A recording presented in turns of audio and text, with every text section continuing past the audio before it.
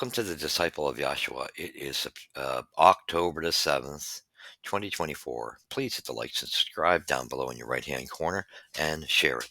Remember, we're trying to gain um, a way of making money here for this channel to help the less fortunate in our own backyards and abroad.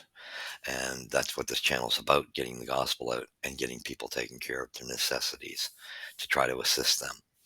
So if you could, these likes and subscriptions and share it with your friends, family, they mean a lot, because if you can get to a point where the channel will bring in a certain amount of uh, monetary, monthly, which is our goal. And if you want to even donate, go for it. It's all going to go towards that cause. That's the movement that the Lord has laid upon my heart. So now we're going to get right into it. I would like to probably see if we got time to pray at the end of this, but I want to get to the topics as what it states. We're just looking at a major problem, discernment of good and evil. We got elections, presidential, and a whole bunch big elections in the states, and we have a smaller one here in HRM, and it's all on board because it's crucial down here for us, because it's created a lot of homelessness, and affordable housing is a loose word down here that has not been addressed. So we're going to hit it all today. But discernment of good and evil, there's a major problem in the church. Or I won't, like I told you, I don't like to use the term, yeah, okay, some people, you're with me, but you call yourselves Christians. I tend to call myself a disciple of Christ. I stick to that because I find Christians, we've gotten into so many groups being false Christians that it became more of an antichrist movement, which is what's really rearing its head in the States right now. That's, for that Trump movement, it's not a true Christian movement. That's why I'm saying we got to be very careful, because we got antichrist movements. It's racist, fascist, and it needs to be crushed. It's worse. Donald Trump is more dangerous than Adolf Hitler and that party and that movement, and it needs to be stopped. Hatred needs to be stopped. Attacking people because their race, their color, their skin is different, or women. How dare you? You don't get the right to put yourself above other human beings. Christ puts a value on each life. So anybody thinking that it's Christians, no, it's not Christians. They're not Christians. They're fake, antichrist, evangelical movement. They're not followers of Christ. So let's clear that air, because it's true volatile, vulgar hatred, and the things coming out of Donald Trump and Vance Hayes and this mega party and their followers is white supremacist, and it's nothing but hatred. All the characteristics are there if you just listen to the candidates, and that's what we need to.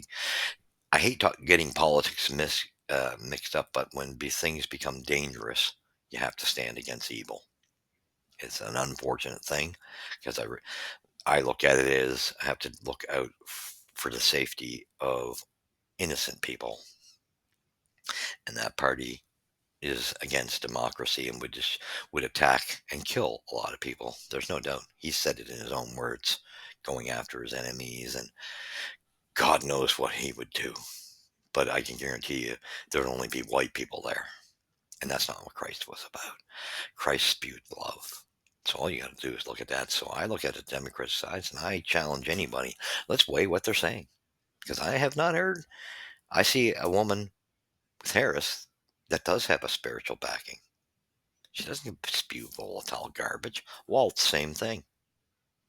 This is not about party, because the Democrats and the true Republicans and the independents realize this is for patriotism, to save your nation, freedom from someone who wants to destroy it and do worse than Adolf Hitler. So that's what you got to think of here. Christians, or disciples of Christ, true ones, not this Antichrist movement that's up there, need to focus on the poor and what Christ and what oppression is. We are to stand against oppression and against prejudices. And a woman has a right to decide for herself. It's the same thing. We got peckers, or penises, whatever you want to call them. Would you want someone to control that? We have no right to control that of a woman. I don't agree that a woman in situations, a kid gets pregnant by a stepfather that's molesting her, has to bear that child, or her health is in jeopardy and people are dying because they can't get the health care when they're in that route that they need. Probably, an abortion done. Unfortunately, it's a dangerous. You can't just run off of one topic. Christ has a ton of topics, and there are exceptions to the rule. That's what these fake antichrist Christians don't go to. They just show their what they want to pick and choose, when their volatile hatred would exclude them from anything. They are the goats. So the movement's easy to spot. We need to You need to back Miss Harris, Mrs. Harris, and the Democrats, because, like I say, then maybe they can work on Liz. Good to see Liz Cheney and Springsteen and some the Swifts of the world, those type of people speak up, and a lot of true Republicans speak up and join forces against MAGA, because MAGA is hatred and evil and is oppression from the enemy, who is Satan. That is a movement right from the pit of hell, and it needs to be stopped and squashed out because it's against humanity.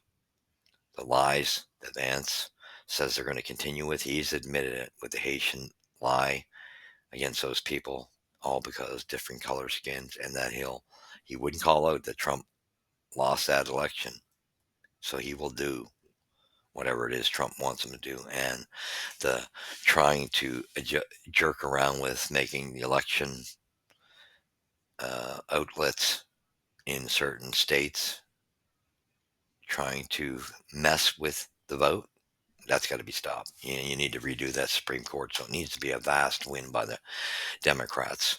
And it's not about party. Join forces, and then maybe the Liz Cheneys and the Republicans who join force can start, because I'm sure the Democrats would much rather see them rebuild a true Republican Party to be the competitor against them than this mega outrageous, the Mitch McConnells and the Grahams, and every seed that's in that mega party needs to be destroyed and squashed. It's going to take a while to do it. So now we get here in HRM again, affordable housing, the big lie, and savage pocketing money from the federal government, which I've spoke about, and I will keep coming in. This Sue Utek spewing out her venom against the eyesore, which is poor people. How dare you, lady? How dare you? Christ was for the oppressed, the less fortunate, and if we were doing things right as a people, they wouldn't be in tent encampments. That tells you that we're doing a whole lot wrong, and that governments are not acting responsible. There's money being pocketed, not placed where it should be.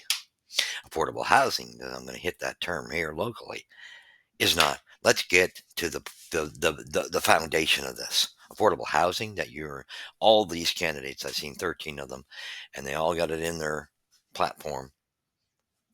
Just what does affordable housing mean? Because your previous government is savaging them. They showed you it's for the affordable housing for the rich. That's not what the problem is in this province. The problem's been affordable housing for the poor, to get them out of the tents so they have somewhere to live. They deserve a roof. Everybody deserves a roof, shelter, food, clothing, their necessities, even if it's, welfare, whatever you want to call it, that they have to be helped. That's affordable housing. That term needs to be stopped. It needs to be stopped against this foolish, because I'll tell you right now, city council is full of a lot of plague. People that are filled with plague of hatred and abuse of funding. We need people put in those positions that really do care and want to change things, and look out for the lesser class, the lower, where you don't want tents in your camp. Let's build affordable housing for the poor, which is owned by the government. So it will never be a landlord trying, because you let that cap off and you've seen the nightmare, the mess you made out of that. I can't remember if it's under McNeil or Houston's watch, but neither one of them fixed it. You took that cap off after COVID, and you've seen what the landlords did. Greed. Affordable housing for a lot of people Unfortunately, they didn't have a lot of money because the cost of living down here is so high and they don't bring home that type of money, especially if you're someone like myself, disability. Yeah, you've worked all your life, 4 jobs and beyond, and paid more taxes, and then your health crushes. Yeah, you've earned the right at that point. You didn't look for being in this position. But a lot of them people ended up in that position, or their health care bills are too high. It's their medication or roof, or they just couldn't match the rent once you took the cap off because 700 was the max they could pay, or 600, whatever the number. That's what affordable housing needs to be looked into much closer, and we need to push these candidates. Who's going to change the definition of that? Because it's the definition, and it's provincial, federal, and municipal, with city council, mayor. That definition needs to be revamped. Affordable housing for the lesser class and poor, not the rich. That's all that's been built in this province. I see places that are called in Sackville, in Halifax, in Dartmouth, that are called affordable housing. 12 to $1,700 a month is not affordable housing. It might be affordable housing for somebody who's got money. That's not affordable housing. How you deem that, and that's what it's called, with not getting your hands dirty, as being stewards of our funding to take care of our people, because you're not doing your jobs appropriately. 12 to $1,700. We all know the money coming into people in this province between welfare, disability, and even minimum wage. Immigrants coming in, getting paid even less because of that government program that these employers take full advantage of, because they don't have to pay them as much. All abusive. The funds out here don't meet the cost of living. So you can't sit there and skyrocket something. That needs to be revamped, and I don't care how you do it, but a mayor and their council needs to be working with the provincial government and the federal government, and you need to get that fought for. That should be your agenda. Affordable housing for the poor, the lower class, and levels of minimum wage, disability, welfare, whatever it may be, because some people have mental health issues. Some people have drug addictions and are cared for by, the governments. And it's very simple. They need enough to live off of. Now, we're going to address that situation. The situation is, you got three groups that fell into that tent encampment situation here. And the one group is totally drug addiction problems, and they tend to be committing the crimes, and it's how they're going to get their next drug. I know, I learned firsthand how that works, having something stolen from me, trying to help them out, but I have to live with that. um, However, they're doing it because they're addicted to drugs. Christ wants them just as much as he wants anybody else. A lot of times you find when somebody cleans up their allows the Lord in their life, and they can come from that group of people and be the best disciples of Christ there are, that look out for their fellow man. Doesn't We don't carry labels. There's no one better human than another. So that group is Christ's heart and arms are stretched out to you. I was there. I was an ex-addict. I know. Lord cleaned up my life, and I've been clean, what, 40 years? Well, somewhere in that ballpark, let's just say, or 35, somewhere around there, or let's just go with that. But once he cleaned me up, I never looked back, because my thing was cocaine was a big thing in my life. That wasn't, and there were other drugs, but he cleaned me from it, and I have never looked back. I followed the Christ, and I was following the Lord before then, but I was a young Christian, and I was still learning my way. I was already in addiction. So he had to get me where he needed to, and he did, and he cleaned me up. And once he did, I never looked back. So the Lord can clean you. You have to open your heart and let him in.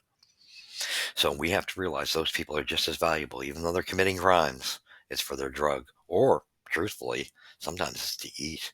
We got to look at the reasons they're doing them, the crimes. And that's very serious, because people don't have enough money. It's a different story if they're paying for it, worrying about their next hit. I get that. And that's why we have facilities like in Burnside that is totally for drug addiction. We have places. Get those people out of those groups and place them over there. And that way you can control their funds and you don't give them a choice with the funds that the government supplies them with to live. You don't grant them that power until, things are proven and changed for a good while. They need the help in those facilities to clean up. I know. It was a miracle that I cleaned up, but you need it now, thankfully. Anyway, so there are places, and if we have to build more of them, then we do, and put them in, like Halifax, Direct City. Although they still have the Abilene, I think they do have a section that can help. Anyway, there's places, and we can build more if we have to. Those people need to be put in those places, and you can address with proper planning. That's what the way a mayor and a council need to work. Okay, how do we stop the abuse of these people wanting to put all their money because they don't want to pay for rent? Because that's what their group has the problem because they're only thinking about their drug. They're lost, and they're lost in the drug. Addiction's a hard thing. Um, so that's sometimes when the government has to go, okay, we place them in these places to get cleaned up, and we don't give them the control over that choice with their money. So you don't put it in there. You put it in. If you have to hire people to be in jobs to oversee them, a group of people, maybe there's pockets of them, and you have different counselors, and they control what the government's money that are be given to these people to live. And that way it can be given to like the housing authority that can give them housing for affordable living. And if you have someone hired to bring food with them for the rest of the money and for their necessities, their power, that type of thing, it can be implemented. That's what the housing authority was for. And we can do this. It's just a matter of politicians wanting to do the work and having an honest heart and having a heart for the people. So this can be done. I've seen a lot of 13 candidates, and this election is so poorly been run. Back in the day, they came door to door. When I was growing up, they could at least mailed it out. They didn't. That there was an election coming. So they just expect your vote without coming to your door and working for it. So that's number one, has to change. You need to earn people's votes. Senior platforms. So we need to address that. We need to make affordable housing, more places that are controlled by the government, owned by the government. Then you got a group in there that's mental health. We have, that place over there in Burnside as well, and there's other mental health outlets that we have. You take those people out of the tent encampments as well. So there's a second group out of the tent encampments, and you place them in those places. And they will probably need assistance of how to run government money if they're living off that or whether they're working, help with it, counselors. You hire people to do this and work as a team and work for their best benefit so there's no way they can juice the system. The money will go to the housing and it will go to their necessities. It might mean you have to hire some people. That creates work. Why not? Got to stay clear of AI stuff. Let's get humans back to working. Then you got the third group who are sad, elderly, who always had homes, but until this cap came off and affordability, around COVID time came off, our provincial governments did nothing when that cap come off to. Again, that's where the loose terms of affordable housing came into place. It was affordable housing that they used for the rich. There was no affordable housing for the lower class, and it was never thought of because the landlords were greedy and went nuts. You don't go from $600 or $700 a month to 12 and 1700 at the bottom end of the scale, which a lot of us can't afford. The funds that people's incomes aren't matching that. The government's going to have to address that because people on disability, welfare can't even match it, and minimum wage needs to come way up to match. And you're going to have to get somebody to again stop the price gouging of these stores or manufacturers. You look at a bag of chips or a chocolate bar and you get a puny one that for the same cost of something that was that big back in the day. Gouging's got to be looked into, and people need to place in every field that the consumer has to be stop the gouging, because you got to get the cost of living down, and you're going to have to bring up what people are bringing home. That's got to be it's work to be in the government. These clowns don't want to work. They just want to have their pockets lined. So we got to be great stewards of forcing them when we see the poor being and more poor being added to it. So then you got this group, like I just said, the elderly, sick, and out in tenant encampments because they can't afford. They were honestly paying their rent when they could afford it. You can't afford it when this jump was allowed to happen at the end of COVID, because McNeil in Houston, and it's probably right across the country, probably across many countries. No one took the time to look at what the landlords did. Building condos and calling that affordable housing? Are you out of your cot picking mind? Affordable housing, like I said, for the rich. That's what needs to be addressed here. So when we talk about affordable housing, we need to call all of these candidates out and say, let's go into it, because it's very vague how they're talking about it. Some of them vaguer than others. Some of them are running off name, like our previous mayor did off of daddy's name and did all the damage of pocketing that money the federal government gave him, which was meant for affordable housing of the lower class, and he knows it. And there was no explanation from city council, which makes you think they were all in on it. That money just disappeared, and they were giving bids for condos to be built. So that's got to stop. So anyway, we get right to the points. I'm just going to bring up some. There are some. Everybody's got a lot of vagueness, but going through the whole 13 candidates, the ones who gave you a little, like Andy Fillmore, I have the fear with a guy like him, because was a federal politician. He's running off that. That it seems we can't make that mistake again because somebody's name is known better. What's suitable housing? He uses the term suitable housing. That can be for a rich group. That's a garbage platform mention right there. Managing tax dollars. Well, sometimes you have to go through tax dollars. That's a great line to use to try to bait people to vote for you. That's a loaded statement because a lot of times that has to come from the federal government and the provincial government. So that's a garbage one. And public transit. These are your main concerns. That's garbage. You'd be getting in off of your name. And that's why I picked you out, because I knew you were known federally. And that's my fear is you'll get in like Savage did because you're the only one well known name. So people wake up and be cautious of that. Then you got this Pam Loveless. I had to mention her only because you would have hoped she was going to be a choice, but affordability. That's a loose statement. That could mean on 100 million different things. Affordability to what? Cars? Drywall? You see what I'm saying? It's very, and then tent encampments. What side are you coming on it? Is it a public eyesore for you, or are you to get them actual housing? So you're not saying, again, lousy platform because you're not going into it deep. Very extremely vague. Yours was one of the most extreme vagueness.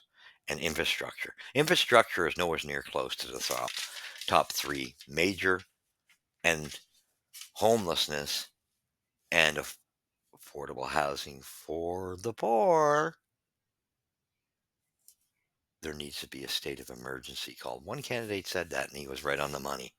Can't remember which one it was. I'm just looking at the overall platforms. So anyway, Daryl Johnson seemed to stand out with being one of the better candidates, and Riley Murphy, and a third one, Sean Dibben, and Goodell.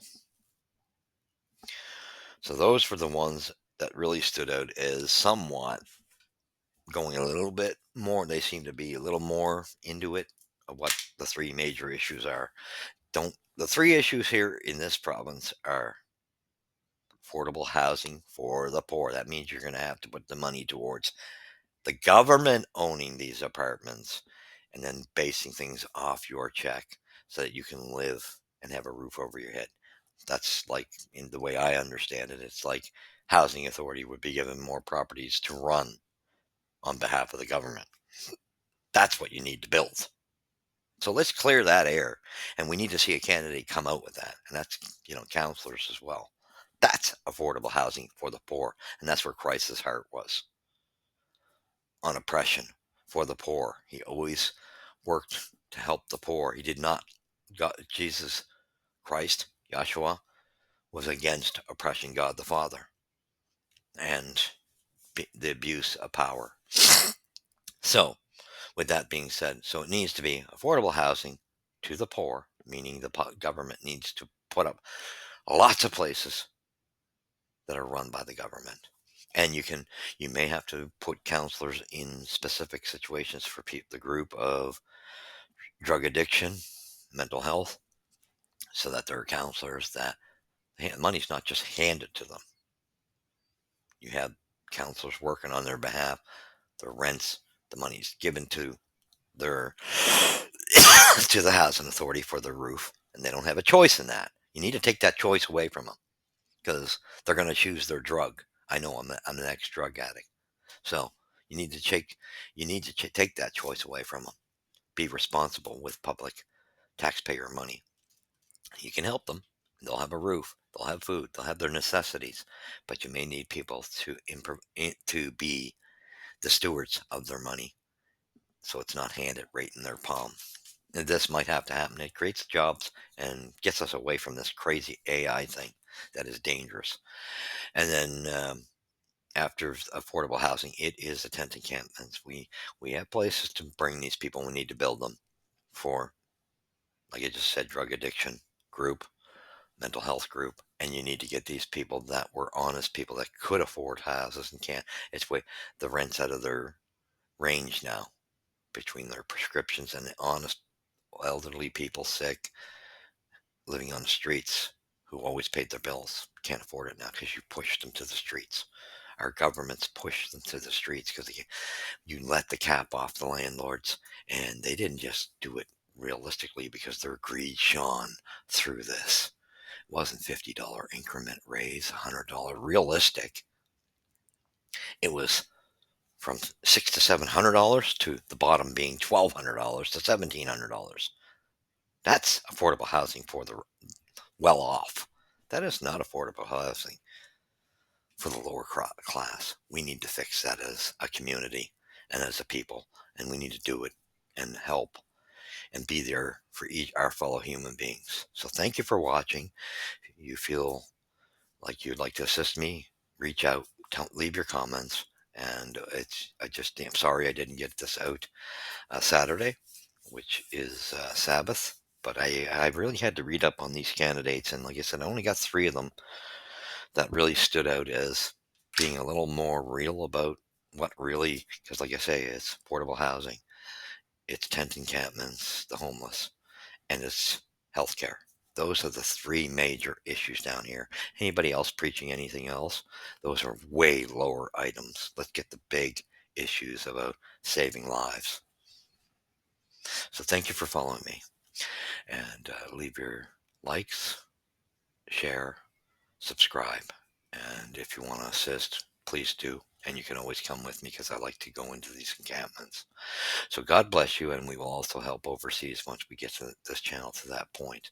Thank you for joining me, and we will be pushing this channel once we get some assistance. We've got a tech that will be coming in to progress the channel, so we'll be able to go live and stuff like that and do more with the picture quality, like page, the cover page, stuff like that, just to advance us with better software. So thank you for joining me. So be aware of that because that will be coming months down the road. We were working on it.